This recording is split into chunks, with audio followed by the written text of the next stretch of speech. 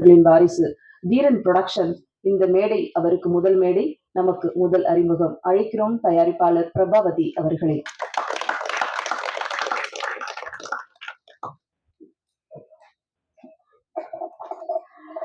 இது அனைவருக்கும் வணக்கம். இது ரொம்ப முக்கியமான ஒரு மேடை, எனக்கும் சரி தீரன் புரொடக்ஷன்ஸ்க்கும் சரி. ஏன்னா இந்த மேடைக்கு என்னை கூட்டிட்டு வந்து விட்ட, எனக்கு உறுதுணையா இருந்த என்னுடைய அப்பா, அம்மா, என் கணவர், என்னுடைய குடும்பம், என்னுடைய வெல் விஷஸ், ஃப்ரெண்ட்ஸ், எங்க நக்கீரன் குடும்பம், இவங்க எல்லாருக்கும் முதல் நன்றியை சொல்லிக்கணும்னு நினைக்கிறேன். ஏன் வீரப்பன்? நான் சின்ன வயசுல இருந்து சில விஷயங்கள் நம்மளை ரொம்ப பாதிக்கும், இல்லை ஏதோ ஒரு வகையில நம்மளை ஒரு நமக்குள்ள ஏதோ ஒரு எமோஷனை கிரியேட் பண்ணும் இல்லையா? அப்படி ஒரு விஷயம் திடீர்னு ஒரு நாள் அப்பா எங்கேயோ போறாங்க, வீட்டுல அம்மா அழுகுறாங்க, பயப்படுறாங்க, வீட்டுல எல்லாருமே அழுதுட்டு இருக்காங்க. ஒரு மாதிரி நார்மலான சூழல்லாம் கிடையாது. ஏன் அப்பா பெரிய பெரிய ஆளுங்கள்லாம் ஃபோன் பண்ணுவாங்க, நான் சொல்றது சிஎம் ஃபோன் பண்ணுவாங்க, முக்கியமான ஆளுங்கள்லாம் ஃபோன் பண்ணுவாங்க. என்னமாச்சு, எங்க போயிருக்காங்க? அப்பா வீரப்பன்னு ஒருத்தவங்களை பார்க்க போயிருக்காங்க. அப்படியா? யாருமா அவரு அப்படின்னா எங்க அம்மாவுக்கும் பெருசா தெரியாது. பட் என்ன சொல்லுவாங்க, அவர் ரொம்ப பயங்கரமான ஆளு, அவர் யானையெல்லாம் கொண்டிருக்காரு, அப்புறம் மனுஷங்களையும் நிறைய பேரை கொண்டிருக்காரு அப்படின்னு. ஏன் அப்பா போனாங்க? அப்ப நாங்க சின்ன பிள்ளைல ஏன் அப்பா போனாங்க? அவங்கள மட்டுமே நம்பி இருக்கிற குடும்பம் எங்க அம்மா. எங்களுக்கு எங்க அப்பா விட்ட வேற ஒண்ணும் கிடையாது. அவங்கள நக்கீரன், பத்திரிகை, தம்பிகள், அவங்க குடும்பம், இவங்க எங்க எல்லாத்துக்குமே அஸ்திவாரம் அப்பா. ஏன் இப்படி ஒருத்தவங்களை பார்க்க போறாங்க அப்படின்னு இருக்கும்போது திடீர்னு ஒரு நாள் வருவாங்க. வந்தா கால்ல எல்லாம் நிறைய அட்டை பூச்சி கடிச்ச மார்க்ஸ் இருக்கும், அந்த வலி இருக்கும். அது எல்லாத்தையும் அது பார்க்கும்போது நம்மளுக்கு கஷ்டமா இருக்கும். திடீர்னு ஒரு நாள் மயிலருக்கு கொடுத்தாங்க. இது உங்களுக்கு வீரப்பன்னு ஒருத்தர் கொடுத்தாருடா அப்படின்னு கொடுத்தாங்க. என்னடா இது பயங்கரமான ஆளுன்னு சொல்றாங்க, நம்மளுக்கு பிடிச்ச மயிலருக கொடுத்துட்டு இருக்காரு, இவர் எப்படிப்பட்ட ஆறு அப்படின்னு சின்ன வயசுல இருந்து நம்மளுக்கு சில பேர் மேல ஒரு இது இருக்குல்ல, இவர் நல்லவரா கெட்டவரா, இவர் எப்படிப்பட்டவர் அப்படின்ற சில பாதிப்பு இருக்கும். அப்பா இவர் ஏன் பார்க்க போனாங்க அப்படின்ற ஒரு இது எல்லாம் சேர்ந்து, அப்புறம் நான் காலேஜ் போறேன். காலேஜ் போன பிறகு என்ன ஆகுது, நக்கீரன் 25 ஆண்டு நக்கீரனுடைய வரலாற்றை டாக்குமெண்ட்ரியா பண்ணலான்னு முடிவு எடுக்கிறேன். அப்ப டாக்குமெண்ட்ரி பண்றதுக்காக நான் காட்டுக்கு போனேன். காட்டுக்கு போகும்போது அந்த மக்களை சந்திச்சும் போது அவங்களுடைய வழிய எல்லாம் கேட்கும் பொழுது, இவ்வளவு கஷ்டப்பட்டிருக்காங்களே இந்த மக்கள், இவ்வளவு வலினும் போது ஒரு 2-3 நாள் என்னால தூங்கவே முடியல. அப்போ இதெல்லாம் சின்ன வயசுல இருந்து நடந்த பாதிப்புகள் இதெல்லாம் மனசுல ஓடிட்டு இருக்கும் போது, சரி நம்ம இதை ஒரு பெரிய படைப்பா, ஒரு பெரிய ஆவணமா கொண்டு போய் மக்கள்கிட்ட சேர்க்கணும் அப்படின்னு தோணுனோட நம்ம அப்பா தானே போய் கேட்போம்னு சொல்லி கேட்டேன். அப்பா இந்த மாதிரி ஒரு டாக்குமெண்ட்ரி பண்ணவா அப்படின்னு. பெரிய பெரிய ஆட்கள் கேட்டு கூட அவங்க இதை பத்தி பண்ணுங்கன்ற அனுமதியோ கொடுத்தது இல்லை. சரி நம்ம அப்பா தானே, நம்ம போய் கேட்டா உடனே கொடுத்துருவாங்கன்னு நினைச்சேன். ஆனா மத்தவங்களை விட எனக்கு நிறைய டெஸ்ட் வச்சாங்க, எக்ஸாம் வைக்காததான் பாக்கி. ஏன்னா நக்கீரன் எப்பொழுதும் எளிய மக்களுடைய குரலா இருந்திருக்கு.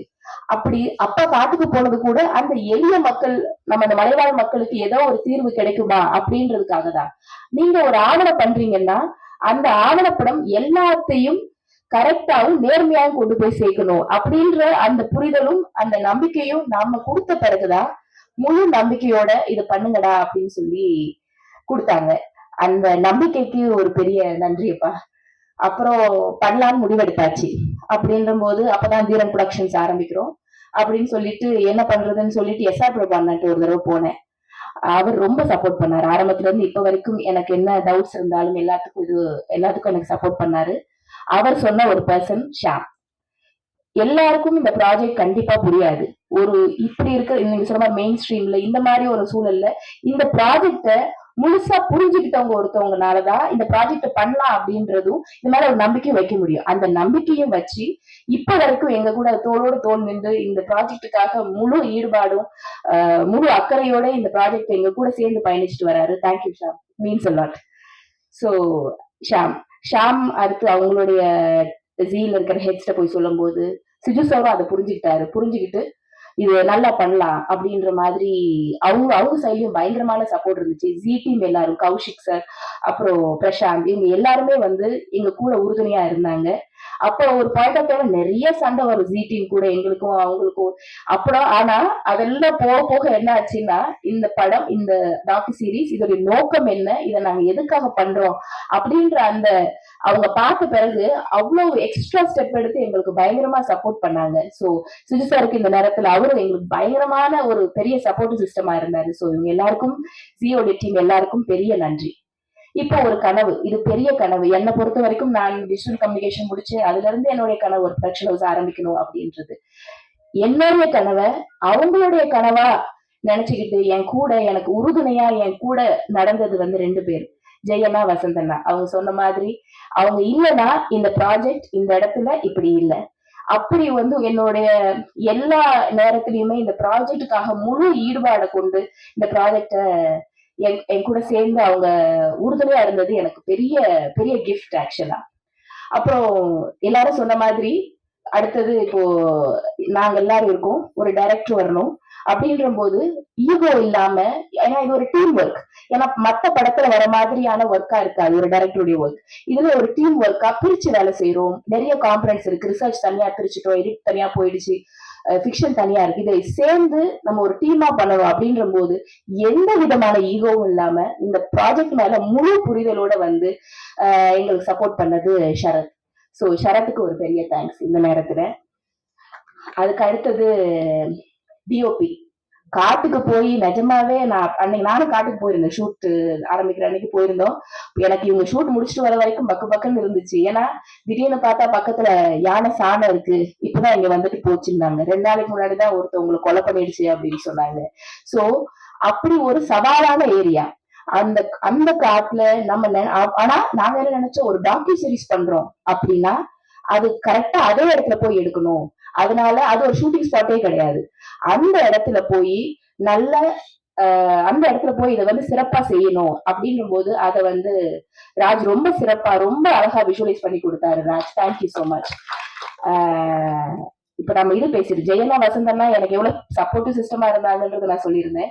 ஆனா அதுக்கு நடுவுல இந்த ப்ராஜெக்டுக்கு எவ்வளவு அவங்க இது பண்ணிருந்தாங்க அப்படின்னா, ரிசர்ச் வந்து நான் சொன்ன மாதிரி சுஜா எல்லாரும் சொல்லிட்டாங்க. சுஜாவை கண்டுபிடிச்சதுல இருந்து ரிசர்ச் ஒரு டைம் போயிட்டு வரும்போது எல்லாரும் ஒரு 5 கிலோ 10 கிலோ வெயிட் குறைச்சுதான் வருவாங்க, அவ்வளவு கருப்பா வருவாங்க. ஏன்னா அந்த அளவுக்கு அந்த காடு மலையில திரிஞ்சு வசந்த் அண்ணா வந்து அவ்வளவு எஃபர்ட் போட்டு இந்த ஆட்களை கண்டுபிடிச்சு யாரு இதுக்கு சரியான ஆட்களா இருப்பாங்க அப்படின்றத தேர்ந்தெடுத்து அதுக்கு ஒரு அந்த ரிசர்ச் தான் இதோட ஆணி வேறே. அந்த ரிசர்ச்சை சிறப்பா செஞ்சது வந்து வசந்த் அண்ணா. ஃபிக்ஷன் ஷார்ட்ஸ் வந்து அடுத்து வந்தோம்னா ஃபிக்ஷன்ஸை வந்து நாங்க வந்து ரொம்ப கரெக்டா பண்ணணும்னு நினைச்சோம். ஏன்னா இது ஒரு டாக்யூ சீரிஸ், அதுல இதுக்கு சப்போர்ட்டிவா இருக்கணும், ஆனா எந்த வகையிலயுமே இதை கெடுத்துட கூடாதுன்றதுல ரொம்ப தெளிவா இருந்தோம். அதை கரெக்டா அதை ஹேண்டில் பண்ணாரு ஷரத். அடுத்தது இப்போ நீங்க நரேட்டர்ஸ், நீங்க சொல்ல 12 மணி நேரம் 24 மணி நேரம் ஃபுட்டேஜ் பேசுறவங்க எல்லாரோடையது. இதுல எல்லாருமே என்ன பேசினாங்கன்னு நீங்க நடுவுல தூக்கத்துல எந்திரிச்சு ஜெயனோட கேட்டாலும் சொல்லுவாரு, இவரு இந்த இடத்துல இந்த மாதிரி சொல்லியிருக்காரு அப்படின்னு சொல்லிட்டு. அந்த அளவுக்கு ஒவ்வொரு வார்த்தையும் ஸ்பீக்கர்ஸ் எடிட்ல ராம் கூட உட்கார்ந்து பண்ணும்போது எனக்கு ஆச்சரியமா இருக்கும். இந்த மாதிரி ஒண்ணு சொல்லியிருப்பாங்க, அதை எடுத்து இந்த இடத்துல போடுங்க அப்படின்னு அவ்வளவு மனப்பாடமா இந்த ப்ராஜெக்ட் அவ்வளவு உள்ள இருந்து இதை பண்ணது வந்து ஜெயண்ணா. அடுத்தது ராம். ராம் வந்து நிறைய பேச மாட்டாருன்னு எல்லாரும் சொன்னாங்க. ஆனா ராமோட ஒர்க் பேசுன்றது வந்து நான் உண்மையாலுமே இந்த ப்ராஜெக்டுக்கு ரொம்ப சோசியலாவும் பொலிட்டிக்கலாவுமே இந்த ப்ராஜெக்ட பத்தின புரிதல் இல்லாத ஒருத்தவங்கனால இந்த ப்ராஜெக்ட பண்ண முடியாது.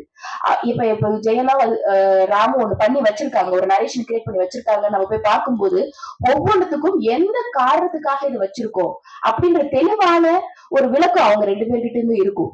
சோ ராமோட டெடிகேஷன், ராமோடைய அந்த இந்த 1.5 வருஷம் அவர் போட்ட எஃபர்ட் அப்படின்றது வந்து அது வந்து பெரிய பெரிய பலம் இந்த ப்ராஜெக்டுக்கு.